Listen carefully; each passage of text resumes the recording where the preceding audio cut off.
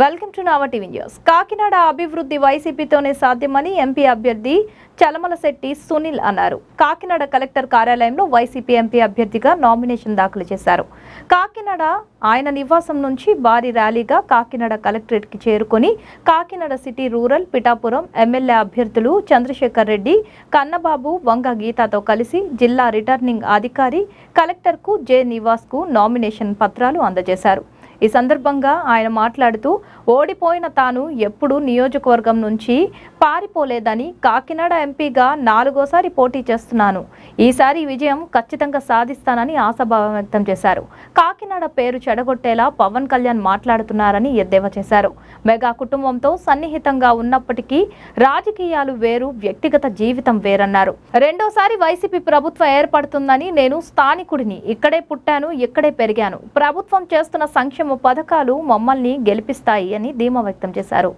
30,000 మంది ఆడపిల్ల ఇవాళ ఎలా ఉన్నదంటే అండి, ఈ కొత్త ఒరవడికి ఈ ఎలక్షన్ నాది పలికినాయి. ఎందుకంటే గతంలో ఎప్పుడూ లేదు. నేను గతంలో 3 సార్లు పోటీ చేసినప్పుడు కూడా మేము పోటీ చేసిన అభ్యర్థులతో ఒక ఫ్రెండ్లీ వాతావరణం ఉంది. కాబట్టి ఎలక్షన్ అయిపోయిన తర్వాత మేమందరం కూడా ఫ్రెండ్లీ వాతావరణంలో మెలుగుతూ ఉంటాం. అసలు కాకినాడ పట్టణమే ఒక రిటైర్డ్ పీపుల్ ప్యారడైజ్గా ఉండేది. ఇప్పుడు పారిశ్రామికంగా అభివృద్ధి కూడా చెందుతూ ఉన్నది. ఇలాంటి ప్రాంతంలో కొత్త వరుడికి ఏంటి గంజాయి లేకపోతే 30,000 మంది ఆడపిల్లలు మాయమైపోయారంట. ఆ మాయమైపోయిన వాళ్ళు లిస్టులు డేటా ఈయన దగ్గర ఉంటే ప్రభుత్వానికి ఇవ్వాలి.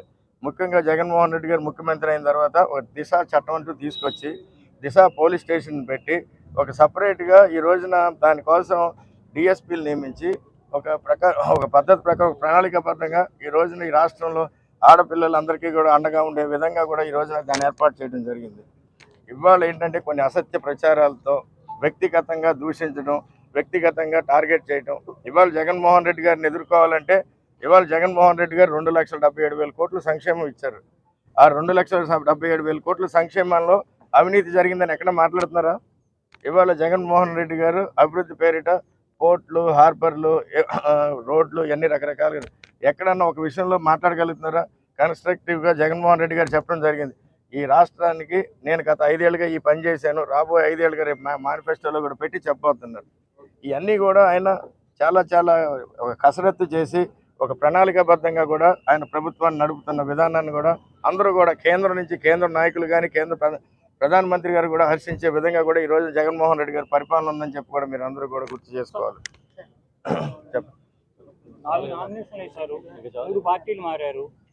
గతంలో నేను మొదటగా మీకు అన్ని విశ్లేషించుకుంటూ రావాలంటే మొదట్లో నేను పోటీ చేసిన ప్రజారాజ్యం పార్టీ ఏమైందో మీకు తెలుసు.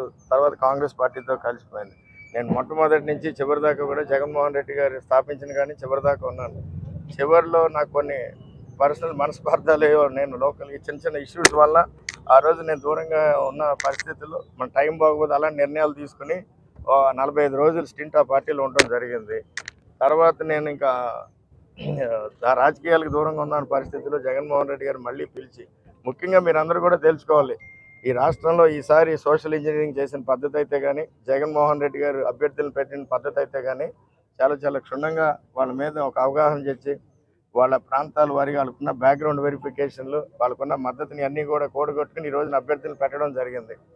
అదే రీతిలో ఈ రోజున ఎంపీగా నన్ను పెట్టేటప్పుడు కూడా జగన్మోహన్ రెడ్డి గారు ఈ విధమైన రీసెర్చ్ కూడా చేసి ఈ విధంగా ఆలోచన చేసి నన్ను తీసుకొచ్చి పెట్టారని కూడా మీరు అందరూ గుర్తు చేసుకోవాలి. ఈ 6 అసెంబ్లీ సెగ్మెంట్స్లో కూడా భారీ ఎత్తున ప్రజలు మద్దతు ఇవ్వడం కానీ, వైఎస్ఆర్ కాంగ్రెస్ పార్టీ కార్యకర్తలు, నాయకులు, ప్రజలు ముఖ్యంగా నియోజకవర్గాల్లో పెద్ద ఎత్తున వచ్చి ఈ నాయకులకి మా అందరికీ కూడా మద్దతుగా మా వెన్నంటూ ఉంటూ కూడా ఇచ్చిన ఇది అంత భరోసా చూస్తూ ఉంటే వైఎస్ఆర్ కాంగ్రెస్ పార్టీ ఈ కాకినాడ పార్లమెంటు పరిధిలో 7 నియోజకవర్గాలు ఆల్రెడీ గెలిచేసే విధంగా కూడా ఈ రోజున మద్దతు ఉందని చెప్పి కూడా మీ అందరికీ తెలియజేసుకుంటున్నాను. అలాగే ముఖ్యంగా కాకినాడ పార్లమెంట్ నియోజకవర్గాన్ని కూడా వీళ్ళందరి సహాయ సహకారాలతో ఈ 7 అసెంబ్లీ సెగ్మెంట్లు గెలుచుకుని కాకినాడ పార్లమెంట్ నియోజకవర్గం కూడా భారీ మెజార్టీతో గెలుస్తా ఉన్నకి ఈరోజు ఇచ్చిన మద్దతుతో సందేహం లేదని చెప్పి కూడా మాకు అనిపిస్తూ ఉంది.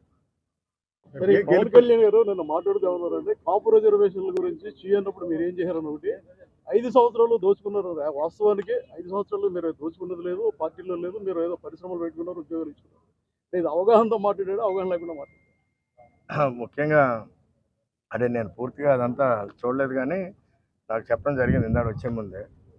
కాపు రిజర్వేషన్ సమయంలో మెగాస్టార్ చిరంజీవి గారు కూడా దానికి మద్దతుగా వచ్చినప్పుడు ఎయిర్పోర్ట్లోనే ఆఫ్ చేశారని మీ అందరికీ తెలుసు. అప్పుడు చాలామంది నాయకుల్ని ఆ రోజున దానికి మద్దతుగా వచ్చేసిన నాయకులు మమ్మల్ని అందరినీ కూడా చాలామందిని ఆ రోజున ఎయిర్పోర్ట్లో కానీ ఎక్కడ పడితే అక్కడ ఆఫ్ చేసిన వైన్ ఎప్పుడంటే తెలుగుదేశం టైంలో ఆ విధంగా అణగదొక్కి కూడా ఆ రోజున ఆ ఉద్యమాన్ని కూడా పూర్తి స్థాయిలో అణగదొక్కిన పరిస్థితులు అందరూ కూడా గుర్తుంచుకోవాలి. అలాగే ముఖ్యంగా జగన్మోహన్ రెడ్డి గారు కూడా ఈ పర్టికులర్ కాపు రిజర్వేషన్ మీద కూడా చెప్పడం జరిగింది. ఇది కేంద్రం పరిధిలోనిది. ఇక వెన్నంటుంటూ ఈ రోజున చేశారు మీ అందరికీ తెలుసు. ముఖ్యంగా ఈ ఎలక్షన్ ఉద్దేశించి కూడా ఆయన చెప్పడం జరిగింది. మీ ఇంటికి మంచి జరిగితేనే నాకు ఓటేయండి అని. అలా ఏ నాయకుడన్నా ముఖ్యంగా ఇవాళ చంద్రబాబు నాయుడు గారు 3 సార్లు ముఖ్యమంత్రిగా ఉన్నారు. ఆయన నేను ముఖ్యమంత్రిగా మంచి జరిగితేనే నాకు ఓటేయిందని నిరంతరం చెప్పగలుగుతున్నారా? పోనీ ఇంతకు ముందు గతంలో కూడా నన్ను అన్నారు ఈయన చంద్రబాబు నాయుడు గారికి తెలుగుదేశం పార్టీకి చిడతలు కొట్టారని. ఇవన్నీ కూడా రికార్డెడ్గా ఉంటాయి. ఇవాళ ఏం పరిస్థితుల్లో ఉన్నారో ఆయన అర్థం చేసుకోవాలి. రాజకీయాల్లో ఒకసారి ఈ ఎలక్షన్లకి ఒకసారి ఇలా అనేసి వెళ్ళిపోవడం కాదు. ఈ ప్రాంతం మీద కానీ ఇక్కడ మనం మాట్లాడే వ్యక్తుల గురించి కానీ పూర్తి స్థాయిలో అవగాహన ఉండాలి. అవగాహన చేసుకుని వెళ్తే మంచిదని కూడా నేను చెప్తాను. ఏమండి